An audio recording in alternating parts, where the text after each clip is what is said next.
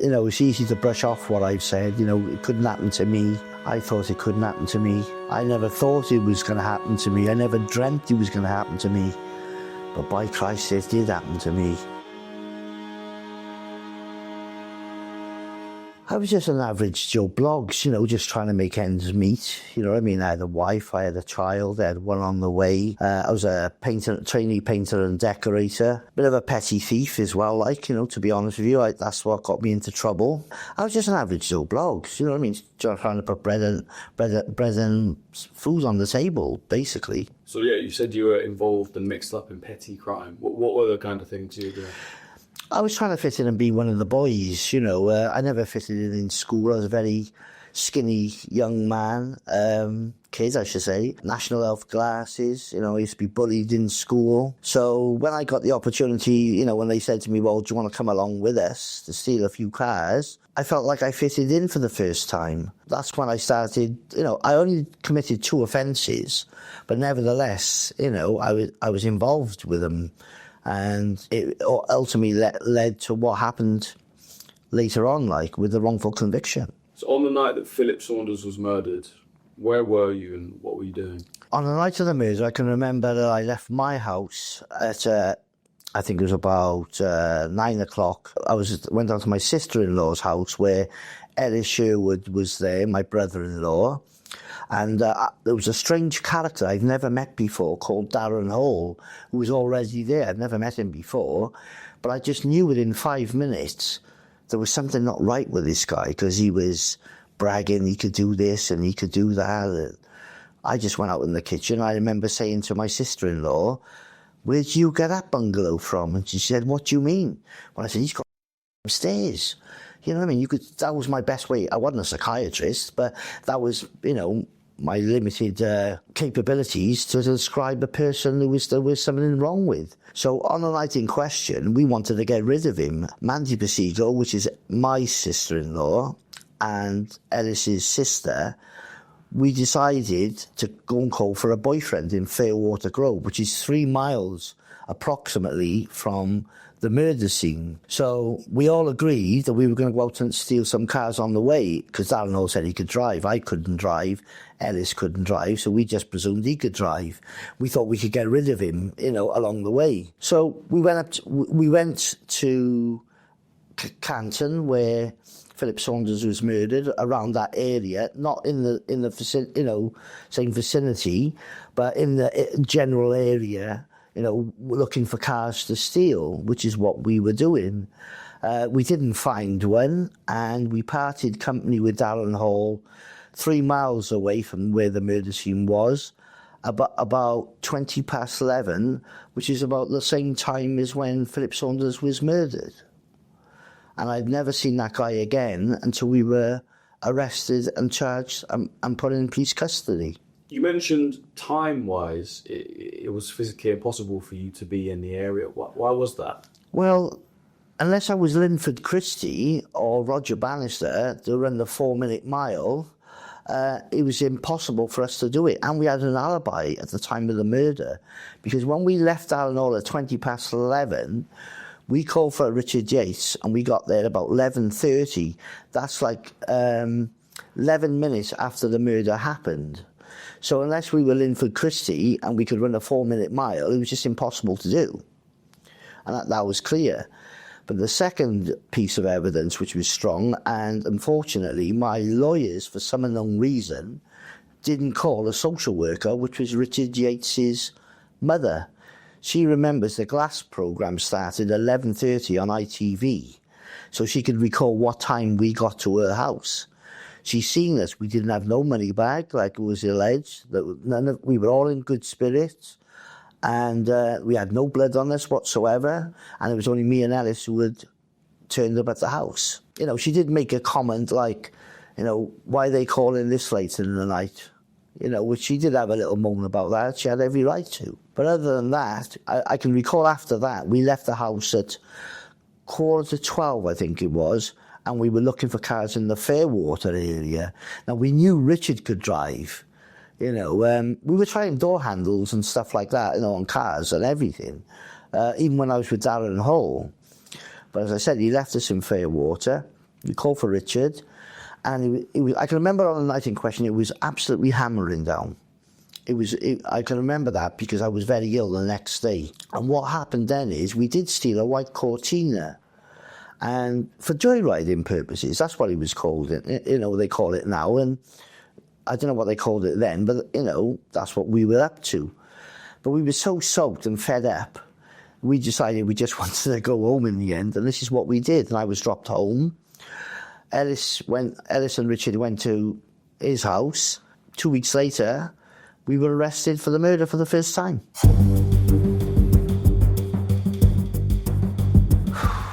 It was really, really shocking. They smashed down the door. They come in the front room. I was on a makeshift bed with my wife, and my son was in his cot. And he said, "Are you Michael O'Brien?" And I said, "Yes." And they said, "We're arresting you for the murder of Philip Saunders." I said, "Who the fucking hell is Philip Saunders?" And that was my exact words, because I didn't know a Philip Saunders. So, to be arrested for murder was just... I was devastated. I just didn't know what was happening. My whole world was collapsing all around me, and I just didn't know what to do or say. They handcuffed me, put me in the back of the car, and took me to a place called Canton Police Station, and that was on November the 1st. I can remember that quite clearly. So you were arrested on November the 1st, and you were released on bail 2 days later. What happened in between? Well, in the police station, we were interviewed. Without a lawyer. They wouldn't allow us to have a lawyer. We were handcuffed to hot radiators for long periods of time. They denied access to food and water and basic stuff. I was handcuffed to a table at one stage as well in one of the CID rooms. They were accusing us and saying, Ellis Sherwood did it, and if you don't say he did it, you're all going down. So I was terrified, absolutely terrified. I thought, oh my God, what is going on here? What is happening to me? And I just couldn't believe the way we were being treated. And I want to say this, I used to respect the police. I was brought up in a good family where, my father was mortified that, we stole the car and whatever, because he didn't bring me up like that, and I believed in the police. I didn't think these things went on, I had the shock of my life. It really shook me to the core. I ended up, when they released me on the 3rd of November, I was that badly shaken up. I spent a couple of days in a mental hospital because I was so traumatised by what they had done to me. They said Darren Hall said he was with you, he was the lookout. Ellis killed the man, and you were with him when he done it. And we denied. We were just so flabbergasted. We just could not believe. We said, listen, we agreed to go out and steal cars, to try and steal a car. Murder was not on the agenda. We didn't even know this guy had money or whatever. We just didn't know him, me and Ellis. So, we were being genuine when we told the police the truth.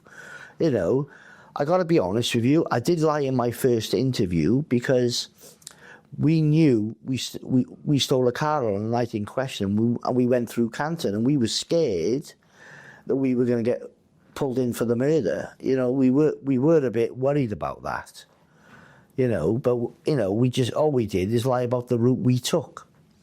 But after 6 pages, I said to the officer, this is a load of nonsense. I want to tell you what we were doing on the night in question. We were out stealing cars. And I just told them the truth from page 6. And it didn't matter, did it? They wanted Ellis Sherwood. And if that means taking me and Darren down, or whatever the case may be, we didn't know at the time that Darren Hall had confessed the crimes he hadn't done before. And that didn't come out till later on, 20 years later. And at the time, your wife was heavily pregnant and you had a 1-year-old son.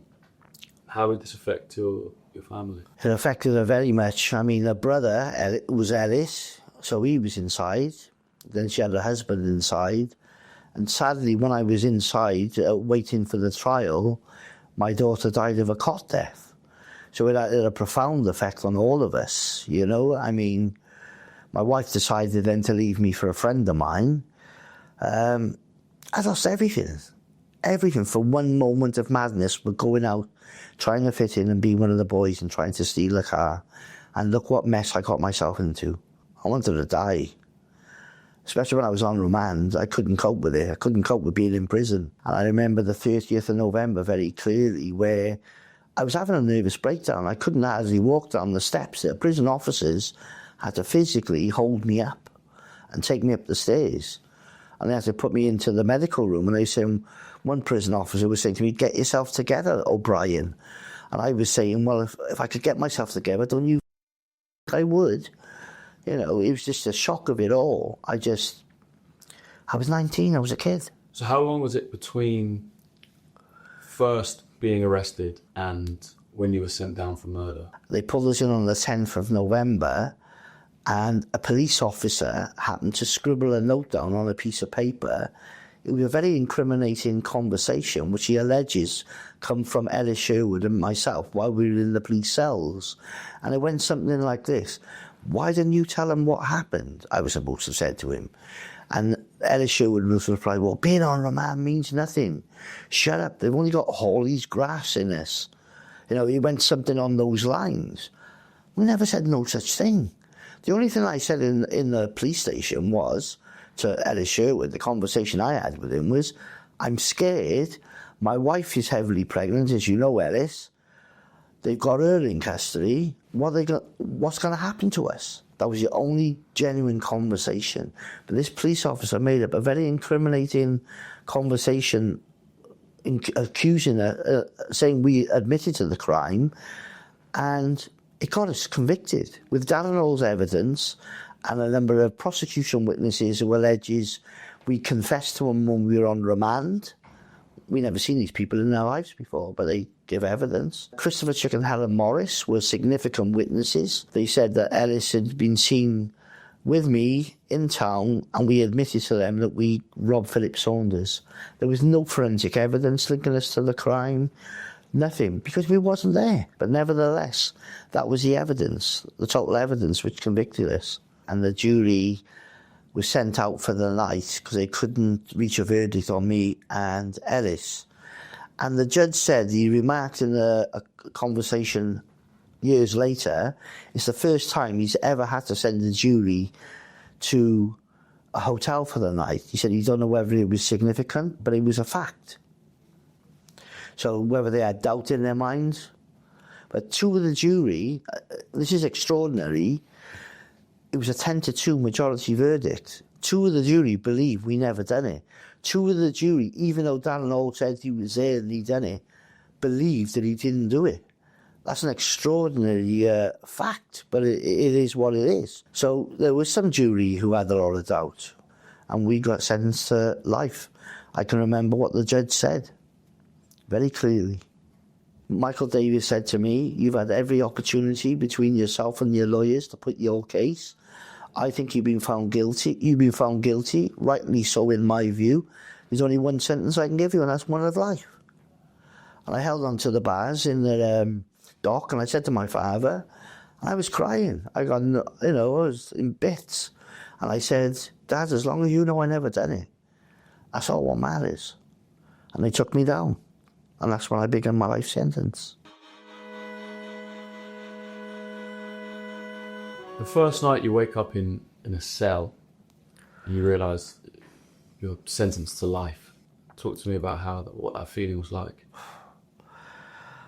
I was downbeaten. I was crying. I couldn't sleep properly. I cut my wrists. I cut my arms, sorry, not my wrists. I cut my arms by here. I've got some marks. So I can show you here, which I done, with a cry for help. I just didn't know what to do. And all I was telling all the prisoners, I drove them mad. We didn't do it. We shouldn't be here. We didn't do it. And, that's all I could say. What could I do? I was banged up 23 hours a day because I was a Category A prisoner. It was horrendous. It was horrendous. I can't put it into words how I felt that day when I was first banged up for a full day, knowing that I was doing a life sentence. It was just so shocking. And I just didn't know what to do. My head was battered. I didn't have the strength to fight back. I didn't know what to do at that stage. I was in no fit state to fight back. I was still in sheer shock. I went into a dark spiral of drink and drugs, I got to be honest with you. You know, there was plenty available. I never smoked when I went into prison. I didn't even know to smoke a cigarette, you know, and here I was, a couple of years later, smoking cannabis, taking coke. I was taking whatever I could get my hands on. I didn't care. Just to blot out what was going on. And one day, I'd lost 6 hours, and I didn't know where I'd lost it. Because what happened is, on the one day, every day, you got a set routine. You know, you go to work at a certain time at 9 o'clock, you come back for dinner at 12, you're banged up at 1, you're opened up at 2, and then you go back to work. Well, the one day, I must have fell asleep quite heavily when I come back from work the one morning. I didn't realise I'd slept till 8 o'clock in the night. But I got out of bed and I thought, oh my God, I got to go back to work. So I asked the prison officer to open the door and take me back to work, thinking it was only 1 o'clock, 2 o'clock. He said, O'Brien, I think you want to go and have a look at the time. I said, boss, don't piss me about. I'm tired. I just want to go work, get my job done and get back. He said, listen, I'm not going to tell you again. Go and have a look at the time. I went, oh, for fuck's sake. So I went in the office. He said 8:10. I went white as a sheet because I couldn't account for the 6 hours I was asleep. I knew then I had a problem with drugs, serious problem with drugs. And I went back upstairs, I went on my bed, and I cried my bloody eyes out.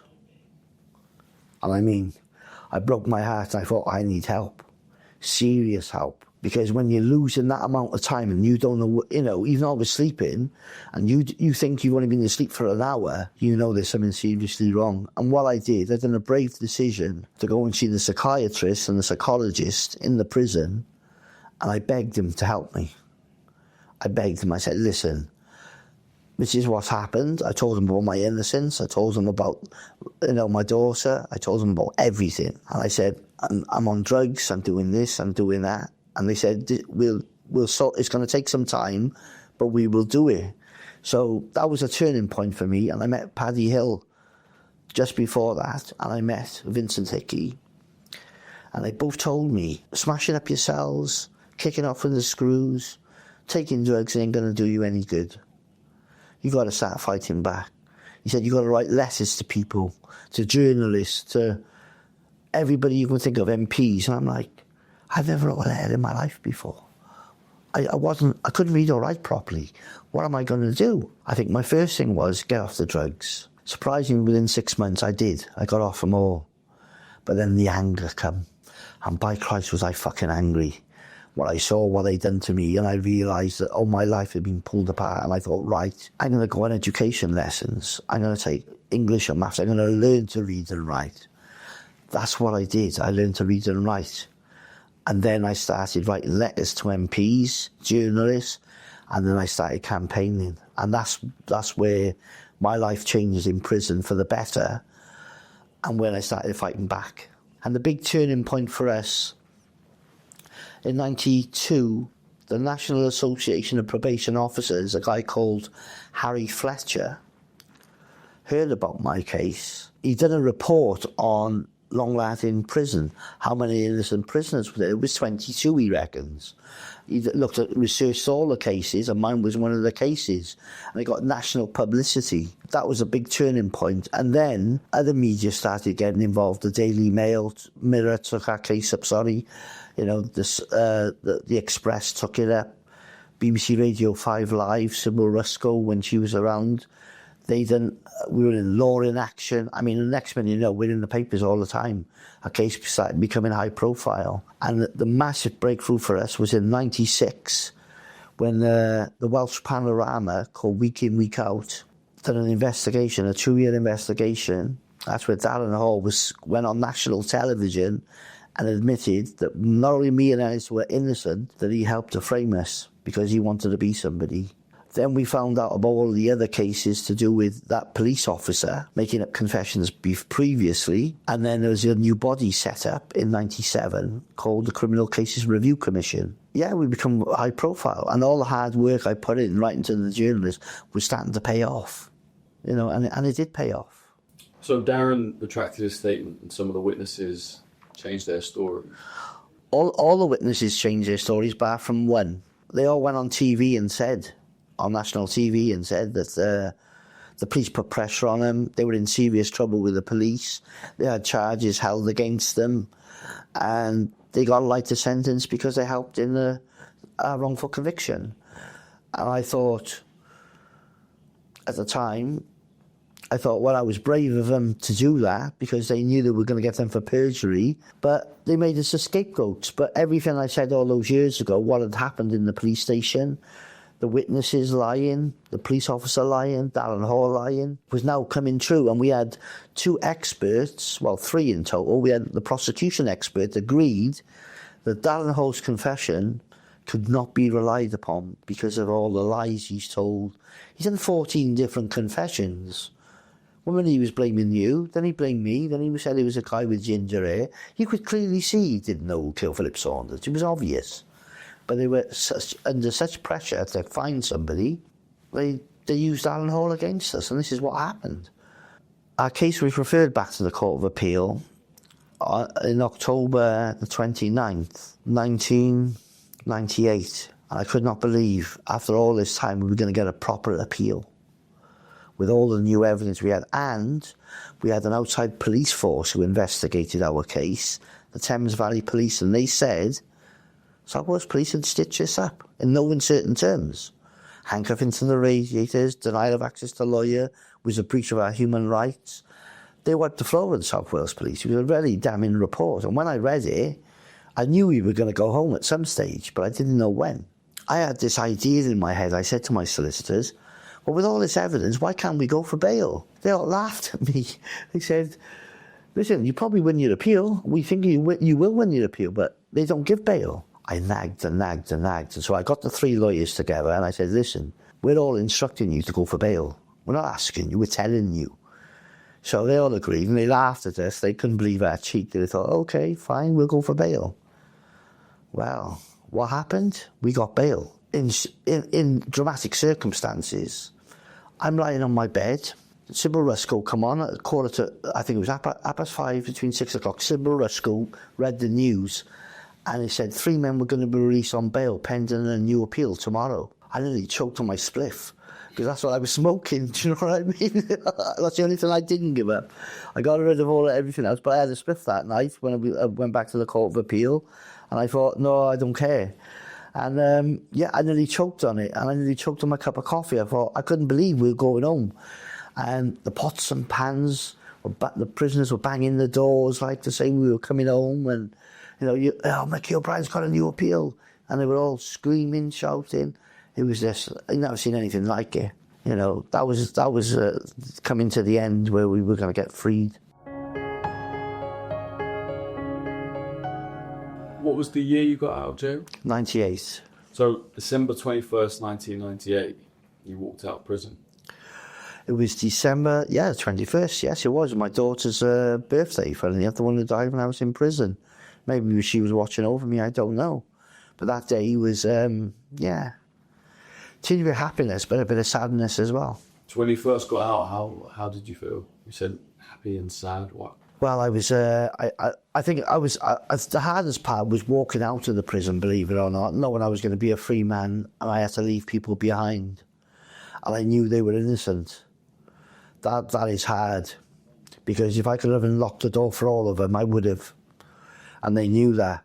And I could see the sadness in their eyes as well, thinking, I wish this was me, they were thinking. And that was hard. I had to say goodbye to them. It really was. But when I come out, I remember looking around, I seen all these cars and everything. I thought, Jesus, I never had these many cars on the road when I was a big car park as soon as I come out of the prison. And then my son spotted me, my son Kyle. And he come running over to me and I picked him up and scooped him up in my arms, like my mother come over and my sister. And then there was all the media there then, and I was doing interviews. And I can remember, when I look at my life in the round, I've always tried to be positive. I wrote 8 books. I won 2 awards for my first 2 books, Death of Justice and Prisons Exposed. I won 4 awards altogether. I won an award for my charity work. I wouldn't have done these things before. I got qualifications coming out of my heroes. I got A levels in law. I went to college and university. I got a radio presenting course behind me. I got a television course behind me. I've got a diploma in criminology. That's all positive. If I take that positive away and think, okay, yes, that's the negative, but that's the past. But this is what I've achieved so far. I hope that will inspire many other people to think, well, no matter what life throws at you, you can't turn it around. It's never too late. Never too late. And I'm a survivor now, not a victim. And I want to bring about serious change. And that's what I'm trying to do. And this is where I'm at with my life now. I've been married again. I've had 2 kids. My son Dayton lives with me. He's been living with me since he was 7. And I got a lot to look forward to, really positive stuff. Regardless of what I've been through, yes, it's a struggle at times, but don't we all struggle? We all struggle. Life's not easy anyway, but it's how you conduct yourself and what you do with your life. And I think I've done quite a lot. I've got another book coming out next year about my life since I've been out of prison. How I've adjusted, how I've changed from being this bitter person into a better person, helping other people. And I'm going on tour now. I've got a little tour going on in Wales. I got a couple of shows coming up in Cardiff. There's going to be more, hopefully, if they're successful, telling my story. And hopefully people will learn from what I've been through. What compensation did you get? I got compensation 675,000 from the Home Office. I got 300,000 from the police. My barrister at the time, who got me the compensation from the police, was none other than Keir Starmer. I don't recognise him today,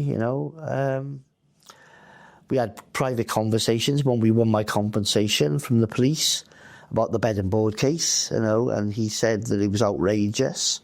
Yeah, I tried to take his government to court, and I shouldn't be put in that position. And I think he's changed beyond all recognition. He's not the person who I thought he was. So in total, how long did you spend in jail? 11 years and 43 days, to be exact. I can remember it.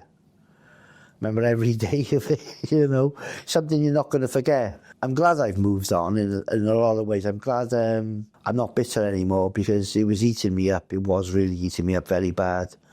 What I was smashing my house up, smashing my TVs up. I was so uptight all the time. I'm not like that now, I get my odd day, but nothing like what it used to be. And I got all the help I need now, which is great. I got a good support.